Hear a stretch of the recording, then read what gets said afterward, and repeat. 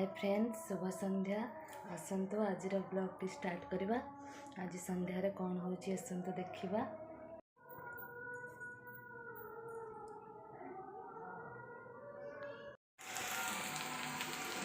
संध्यार जलखिया ए आमर आरंभ होगा। काली जागर रु पापड़ आसला किणा होकि काजू चा खिया हम ए तापरे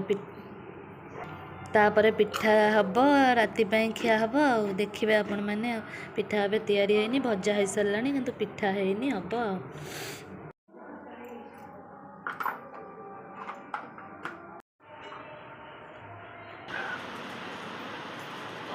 रोसईबास सरीगला एथर खाଇବା पीवा सरिकी आम पलि आसु शोवाई। आज आमर पिठा क्षीर आ भजा खाईदेलु। खाईदे समस्ते खाई अब पलि आसलु शोवाई। आज भिडियोटी आपण मानक केमिति लगिला निश्चित भाव कहे कमेंट्स रे। भल लगी सब्सक्राइब करेंगे। आज संध्या तो एमती कटिला आमर। रोचे जय जगन्नाथ।